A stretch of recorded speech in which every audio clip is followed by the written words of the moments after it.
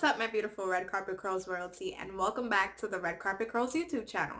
As always, my name is Queen Monroe. I am the founder of redcarpetcurls.com and the entire Red Carpet Curls platform. So today is our final installment of the three-part porosity series. I really hope you've been enjoying this series. This was probably one of the most difficult and intimidating series to really dive into, just because it's like I said, there's so much misinformation out there. It's mind-boggling. After a certain point, I realized, oh my God, I don't really know the facts about porosity. I just know the misconceptions that keep getting pushed around. So I did all the studying I needed to do from Google Scholar and articles in the International Journal of Trichology, the Journal of Cosmetic Science. I really went there. I dove into some of the most dense journal articles I've ever read in my life that were so confusing that I literally reread and studied, highlighted, copied, memorized, the whole works. So I am the true source when it comes to porosity, the science of porosity, in terms of the curly girl method. So for today's final part of our series, we're going to go a little bit more in depth on tips for both high porosity and low porosity. Listen, my medium porosity ladies and gents, you don't need any tips. Okay, I'm being super real. You have the ideal porosity. You have healthy hair. Just keep doing you, boo-boo. Keep being amazing. Keep making the rest of us jealous. But for my high porosity queens and my low porosity queens and kings, we are here together. I'm going to give you those tips, and I am going to tell you the surefire way to determine your porosity the correct way, so that you are not wasting any money on products that will not work for you just because someone recommended it to you. We're going to get to the bottom of things. So first, let's dive into our 7 tips for high porosity hair. I already gave you 2 of them the last time, which was steam. So the heat from the steam allows the pores and the cuticle layer to gently lift. It encourages it to lift, and it encourages to moisturize more effectively and allow other products to now penetrate your hair for a deeper, more effective moisture. Now, the way I love to add steam to my hair is by using the Q Redo hair steamer. I do have a tutorial on that on my channel that I can link for you guys below. There's also regular hair steamers that you can find on Amazon. I am purchasing one just to do a compare and contrast video with the Q Redo hair steamer for the new year. I'm really excited about that. It's just a new toy for my hair. But yeah, steam is one of the best ways to start your wash day, my high porosity ladies, just to ensure that products are really getting in there. And over time, steam actually increases the moisture retention levels in your hair. So steam also helps to circulate more blood in the scalp, which, if more blood is circulating to your scalp, that means more nutrients and more moisture is being fed to your hair follicles, which encourages hair growth over time. So honestly, hair growth, moisture retention levels going up, shine, proper moisture, there really is nothing to lose with steam. That is my first tip for high porosity. Now, my second tip is going to be deep conditioning. Every single person, regardless of your porosity, should be deep conditioning once a week for 30 minutes. Now, deep conditioning is different from regular conditioners. Deep conditioners are formulated to penetrate the hair strands past the cuticle layer all the way to the cortex of the hair to repair the health of your hair over time. Whereas rinse out conditioners, while some of them are able to penetrate to your cortex, they mostly focus on the cuticle layer, the outermost layer of the hair, to seal the cuticle and give you a reflective shine and just frizz-free curls, okay? Now, the next tip is to deep condition with some type of heat. May that be the Q Redo. You can also use the Thermal Hair Care Hot Head, which is a microwavable cap. I can put that link in the description box below for you because I did do a tutorial for that. Heat essentially, like I said, just opens up the hair follicles and the pores of the scalp to quickly allow the products to penetrate. So you're not wasting any moment of those 30 minutes. Whereas if you have no heat at all, Yeah, the product can penetrate, but is it really penetrating to the deepest levels that it can? I don't think so. So deep conditioning or heat is a great tip. Now, my next tip, the fourth one, aloe vera. I'm not joking with you. Unless you have an allergic reaction or flash drying, which is like aloe vera leaves your hair stiff or whatever, aloe vera is one of the best tools to use. So aloe vera is a natural sealant for your hair. So if you use it during deep conditioning treatments, it helps to repair the hair from damage more quickly, properly moisturize the hair, and give it a beautiful shine. And it locks in the moisture itself before you even put any products in. So you're going to have a shine and you're going to have moisture. Aloe also contains amino acids, which are protein building blocks. So it does help reinforce the curl structure a little bit more. If you want to know more about amino acids, I do have that link below for you as well. You can even use aloe vera gel to help keep curls intact by properly sealing the scales.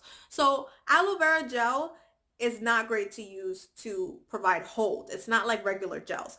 Aloe vera gel is great as a leave-in if you want to use it. Personally, I think aloe vera juice is easier to use in your hair because when you cut the gel out of the plant, it's very slippery and everything like that, and it could leave specks in your hair.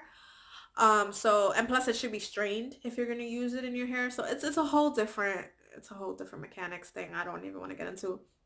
Pure aloe vera juice will work much better as a leave-in conditioner, and it will seal the cuticles to retain that moisture. So remember that aloe vera gel, like I said, it won't provide hold. So you will need another gel on top of that one. DIY gel, aloe vera gel deep conditioning treatments are one of the best for accelerated hair growth. Aloe vera, as I do mention in the aloe vera video, I believe it's the Prepoo video. Aloe vera contains every single nutrient, moisture, everything that you need to grow your hair healthy. So for example, my family, I am Puerto Rican. We come from Puerto Rico. My great grandma, actually, she didn't believe in shampoos and conditioners. She actually only used aloe vera from the plant. And oh my God, my great grandma had the most beautiful hair. Like it was so long, so thick, so luscious. And honestly, she swore by the aloe vera. And listen, it's generations later in my family and I still swear by aloe vera. So I will show you different articles from journals once again to show you all the nutrients and minerals behind aloe vera. So let's see. Whenever you use aloe vera, please remember you should be using the plant. Okay, the plant is the best way to use it. If you buy aloe vera gel on the market, there's going to be preservatives and there's going to be filler ingredients. So you're not going to get nearly the same benefits that you would from the plant itself. And you can find plant leaves for aloe vera in your local produce section of your supermarket. I promise you. And it's normally less than $2. And one aloe leaf lasts me like 2 to 3 weeks, and I use it for my skin and my hair. All right, tip number 5 for high porosity. Use oils to scrunch out the crunch and seal in moisture. So as I said in part 2, I prefer to seal my ends using the That's That Magic oil because this oil contains a blend of oils that are able to penetrate my hair to soften it. Because remember, oils do not moisturize your hair. It simply means to penetrate, to make it softer. And it does have sealing oils in here. So when I use it in my hands like that to just seal the ends and also scrunch out the gel cast, because that's what scrunch out the crunch means. It means to scrunch out that rough feeling that gel leaves you with when it dries. Honestly, it's been the best thing because like I said, That's That Magic specifically. It penetrates my hair, keeps it soft, but it holds that moisture in for longer periods of time. So if you would like to know more about That's That Magic, while I use my little bottle that they sent me that says keep glowing, you can learn more about That's That Magic by clicking the link below. I actually have a playlist of That's That Magic videos that get into specific oils and their benefits as a whole in this product. Gotta have that water. All right. Tip number 6. incorporate apple cider vinegar rinses. So we're going to have a separate video for all the details about apple cider vinegar, but the main thing you need to know is apple cider vinegar is a clarifier. So in the original Curly Girl method, the Lorraine Massey in the book tells you to use lemon rinses or apple cider vinegar rinses to cut through buildup, because co-washing alone, so washing with conditioners, it continues to add more moisture, deposit until it's like heavy with buildup. Apple cider vinegar rinses cuts through all that buildup. It clarifies it. It also works as a natural exfoliant for your scalp to help you get rid of dead skin cells and stuff, balance the natural pH level of your scalp. But as well, apple cider vinegar has been honored as a natural conditioner. It actually does, along with clarify, it does naturally condition your hair for a beautiful shine. I do suggest though you still use a regular conditioner after, especially if you're high porosity, because if you don't properly dilute it, I normally do 1 tablespoon in 2 cups of water, just so that it's mostly water and not apple cider vinegar, because it's very strong. It's an acid. It can actually, if you just put too much apple cider vinegar, you can actually dry out the hair because it's a clarifier and cause your own split ends and breakage. This is why I say, especially for any hair type, when it comes to clarifying, I need you to trust me on this. Clarifying sulfate-free shampoos are just so much easier than rinses. So I'm going to show you proper dilution and stuff in a separate video. But apple cider vinegar rinses are also another thing to help you properly seal the cuticle, because it does work to seal the cuticle. I normally shampoo, then I do the apple cider vinegar rinse, and the scales close. But then if I want to reopen them in order to deep condition, I simply just re-wet my hair with warm water, okay? And it reopens and I can go ahead and deep condition. Now, the last tip number 7 for high porosity is to use heavier products such as butters and custards. So I have very fine high porosity hair. So butters don't really mix that well for me. But if you have thicker hair, they might work better for you. I know butters work fantastically for type 3C hair and type 4 hair because it's much more dry. Type 4 hair is the most fragile hair in terms of moisture. So for me, butters didn't work, but heavier products such as rinse out conditioners instead of leave-in conditioners were a game changer. Rinse out conditioners are formulated, okay, to close the scales on the cuticle. So that means it's going to shut it properly for a proper shine and frizz-free curls. Now, a leave-in conditioner can do that, but it is diluted much more than a regular rinse out conditioner. So I tend to use regular rinse out conditioners or heavier products such as lotions or custards, stuff like that, just to keep my hair moisturized for longer periods of time. And this tip will come in handy, especially when you are repairing your hair. So as your moisture retention levels increase. Now let's jump into the 7 tips for low porosity hair. So the first tip is going to be the same as high porosity. Steam. You need it more than high porosity does, okay? The steam is going to work to gently lift the scales that are so tightly shut that doesn't allow any moisture in. Once they're lifted, moisture from the steam can penetrate and moisturize and soften the hair. And then that can allow for better penetration from your deep conditioners and any other conditioning products you have. So honestly, please don't do anything in terms of moisturization without heat. So a deep conditioning cap will help you. The Q-Redo hair steamer, just a plastic cap itself just to insulate the heat from your scalp. All of these options will work. Shoot, I even have used a plastic shopping bag as a cap when I haven't had any shower caps. So any form of heat works. You can even sit under a dryer for the 20 or 30 minutes while the deep conditioner is on, for the heat to allow your products to penetrate. My second tip for low porosity ladies is using humectants. So humectants such as glycerin will help you to pull moisture from the environment and lock it into your hair for longer periods of time and lock out any humidity. So during the summer months, there's a lot of humidity in the air and your hair can swell up with too much moisture and cause frizz. Okay, so yes, it can frizz without enough moisture and it can frizz with too much moisture.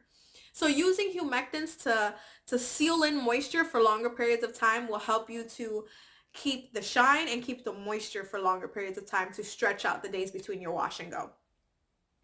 Number 3, clarifying. Like I said in the past videos, if you have low porosity hair, you often struggle with buildup because you're not using heat to effectively moisturize your hair. So this means you have to have a consistent clarifying schedule, at least one time a month. That goes for any hair type. Please clarify your hair at least, bare minimum, one time a month, because no poos and low poos give you a shallow clean, okay? A surface clean. They are not able to clarify your hair. They are not able to remove buildup. So you will need a clarifying shampoo here and there. Or if you're really dead set on just using the rinses, you can use an apple cider vinegar rinse or a lemon rinse. Number 4, utilizing protein. This is what I was talking about earlier, okay? Many low porosity ladies think that protein is the devil. Protein sensitivity is a term that is thrown out there a lot, which essentially means your hair is very, it acts very wonky when you get protein. It gets very stiff, very hard, and it mimics protein overload. Now, many times this is because, like I said, low porosity hair cannot allow moisture and products to penetrate. So if your protein is just sitting on the surface of your hair for 20 minutes, 30 minutes, and getting drier and drier, yeah, that's going to cause protein overload because all the protein is on top of your cuticle and it's not penetrating. So it's going to give that hard feel. Many other times it's that you're using the wrong type of protein. Many times low porosity does better with gentler protein, like hydrolyzed proteins or amino acids. These are much more gentle and they do provide a little bit of moisture as well to keep a proper balance. If you are using really heavy protein treatments like the Apogee treatment, I'm going to tell you right now, you're going to go into overload. You're going to feel like you're protein sensitive, but it's not. It's because Apogee treatments are meant for people who are transitioning, who have a lot of heat damage. That's why it is so jam-packed with really big proteins. You are probably high porosity when you are transitioning because of all the damage and all the protein is spackling it, the cuticle layer, right? But it's so big, it's not penetrating and it stays on top. But amino acids and hydrolyzed proteins, basically they have been broken down so much that they are not like regular protein. Regular protein kind of spackles the outside layer of your hair known as the cuticle, whereas amino acids are small enough, and so are hydrolyzed proteins. They're small enough to penetrate the deepest layer of your hair known as the cortex and really provide structure and repair from within, as well as give you moisture. So this is going to help you keep a proper moisture protein balance. Like I said, there's more information on amino acids, as well as I just uploaded a new video on neutral protein filler drops that you can add to your deep conditioners to get more protein. So please know you need protein at least once every 4 to 6 months. I do protein, gentle protein, so amino acids and hydrolyzed proteins once a week. And it's very, very small amounts. And you'll see those from their respective videos. So you need protein to continue repairing your hair. Yes, low porosity hair is often healthy hair because, you know, none of the damage can really penetrate, but you still need protein, okay? If you want more information about specific proteins, there are articles on my website, redcarpetcurls.com. There is one on protein moisture balance, tips on that, and there is one on protein 101, just to get all the science behind it. Now, tip number 5, sleeping on silk or satin cases. So normal sheets and pillowcases of cotton actually suck moisture out of your hair while you sleep, and it actually can tangle and cause breakage. So if you ever wake up and you see hair on your pillow, that's because they were pulled out from the cotton sheets. Satin and silk help you to retain your moisture, and it does not cause any friction or frizz. That's why I sleep with a satin cap as well as a satin pillowcase. So definitely look into satin caps, bonnets, pillowcases, scrunchies, whatever you need. Make sure they are satin or silk when it comes to touching your hair. Number 6, Prepoo. So if you don't know what Prepoo is essentially an extra step that you do before you shampoo. to retain the natural oils in your hair. So basically you can do a pre-poo of oil. I do show you how to do an oil pre-poo or a hot oil treatment using That's That Magic. Basically, the excess oil that you apply to your hair will kind of seal in your natural oil. So when you shampoo, it will shampoo all the excess oil out and keep your natural oils, your sebum, intact to keep your scalp moisturized and therefore growing healthy hair. So definitely look into pre-poo. You can also pre-poo with aloe vera if you are not sensitive to aloe vera, and it does contain amino acids, so you will get a little bit of structure there and more moisture. And finally, the last tip for low porosity is using specific oils that will work best with your porosity. So if you are low porosity and you already have trouble opening your hair cuticle, right? Why would you use sealing oils like castor oil or jojoba oil? These oils will continue to add layers and layers and layers of sealing, making it even more difficult to moisturize your hair. You want to use moisturizing oils. But remember, moisturizing oils don't mean they actually moisturize. Moisturizing oils essentially mean these oils are able to penetrate your hair to the deepest level to soften it. Oftentimes, low porosity hair, if it's dry, seems very rough and brittle and dry, and it seems to look damaged, but it's not. Doing a pre-poo with oil can help soften it, get some of that nice supple feeling back, and then allow you to properly add moisture by deep conditioning and using heat when you deep condition. So a couple oils that are good for you to use, moisturizing oils would be grapeseed oil. That is very light. What else? Yeah, I like grapeseed. Avocado oil is another one. It contains omega fatty acids that protect the scalp and encourage hair growth. So there are many different oils. You can actually go on redcarpetcurls.com and check out the moisturizing versus sealing oils article for you. It is there. Okay, finally, we're going to talk about the most accurate way to determine your porosity. That's going to be hair analysis. So you'll see from the article of porosity, I do have a link for a company called My Main Bio. This is a service for curly girls. They have 2 packages which will help you determine your porosity. Basically, they're going to send you a package kind of like they do for 23andMe, you know, the swabs and stuff. It's not going to be a swab. You're going to send them a sample of your hair. Okay, and they're going to look under their microscopes and really identify and analyze the hair to tell you your porosity, your elasticity, your width, and your overall hair health. They will also suggest certain things that you should do and certain products, and they will be Curly Girl Method approved. So they have 2 packages, My Main Bio. The foundational hair package, which sells for $44, and this test will tell you the porosity, your elasticity, your width, and your overall health of your hair, including comparing hair measurements and condition at the root versus the tip. So it's going to tell you this is probably normal porosity, but the hair down here is high porosity. This is what you can do. Okay, so it kind of changes the way you start caring for your hair. You have to provide at least 3 pictures of your hair taken, send it to them so that they can look at the overall of your hair and suggest things to you.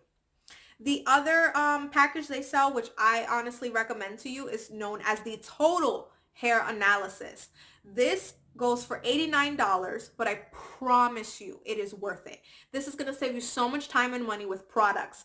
So this test is going to measure from your hair sample porosity, elasticity, width, overall health of your hair, including comparing hair measurements from the condition of the root to the tip, as well as reviewing the ingredients of up to 5 products that you're currently using to determine the compatibility with your hair type.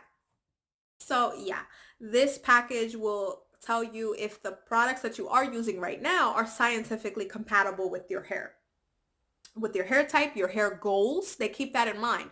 Plus, if you have an unrealistic expectation of what your hair can do, they will correct that for you. It also factors in the climate in which you live. So they do factor in humidity levels and dew points, all that scientific stuff in terms of humectants and stuff, it factors in for you. as well as it gives you recommendations for hair care product ingredients that should be avoided based on your specific hair types and needs. It makes step-by-step recommendations for cleansing, conditioning, and styling techniques to help you achieve your hair goals and help you embrace your natural hair texture. It also addresses specific lifestyle and hobbies that may be affecting your satisfaction with your hair. And it discusses possible effects of the type of water that you use to cleanse. So if you have hard water wherever you're living, that affects your hair. It also gives your hair buildup. So low porosity, your water can actually be an issue with your hair. And finally, your purchase includes up to 3 follow-up email exchanges with scientists to answer any specific questions you have relating to your hair bio or your hair type. Now, that is the most effective way, getting it analyzed by a lab. I know as we talk about porosity, doing everything at home and stuff like that, some people like to do the float test, which is taking cleansed hair strands and putting it in water. But that is a very ineffective test because there are many controlled factors that we cannot control in an accurate experiment. So more than likely, especially if you're not doing it with clean hair and you didn't pop the air bubble and all of that, it's going to give you a false reading. When I did the float test, when I first started out, it told me I was low porosity, but I was really high porosity. So it changed my products. It changed everything. Another way to, well, a less effective way, but it does work. This is how I determined my porosity when I started, was comparing characteristics. So we did discuss in part 2 characteristics of high porosity hair and low porosity hair. You can just compare that to the behaviors of your hair and pretty much make an educated guess on what your porosity is. But like I said, the most effective and surefire way to get the correct information is to use My Main Bio to get your hair analyzed.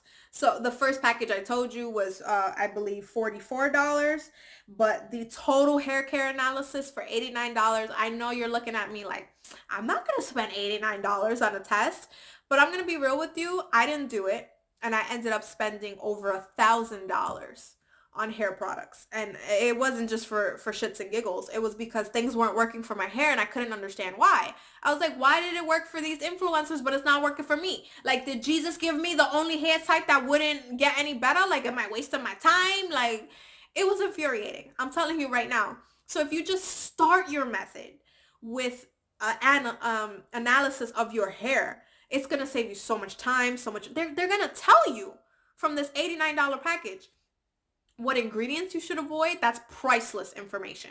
What your real porosity is, what your real hair condition is, these are things I can't tell you, and these are things other influencers can't tell you. So honestly, if you're really serious about the curly girl method and just restoring the health of your hair, I would greatly consider getting this test done in order to determine your real porosity and therefore your proper hair routine. Because when I was treating my hair as low porosity, I had a lot of frizz, I had so much buildup, I had so much dull looking hair. And now that I know that it's high porosity, what ingredients I should avoid, my actual condition of my hair and everything, it changed the game. Like, this was one wash and go using voracious curls, and I'm not even wearing any gel. Can you believe that? No gel at all. And I have these beautiful curls. So honestly, knowing your porosity, knowing specific symptoms and stuff like that, specific characteristics, it changes the game. I'm telling you. I know this was a long series. I know this was a lot to get through, but please remember redcarpetcurls.com is always there for you. I have all of this information written out and even more information written out for you guys. So don't worry if you didn't get everything. Just please visit the links in the description box below for all the respective articles, okay? So I hope this was everything you needed and more. I hope this answered every question you have on porosity in terms of caring for your hair, and I hope you enjoyed the tips I gave you. That took me like 3 years to accumulate for both high and low porosity. And I really hope you incorporate these tips into your curl routine so that you can have amazing frizz-free curls like me and enjoy healthy hair every day. So that is it for me, and this porosity series is a wrap finally, you have everything you need to know. If you have any further questions or comments, please let me know in the comments below and I will get back to you with those answers. Until next time and our next series, I am Queen Monroe and thank you for watching a Red Carpet Curls video. Please click like and subscribe to the channel and I will see you guys soon. Bye.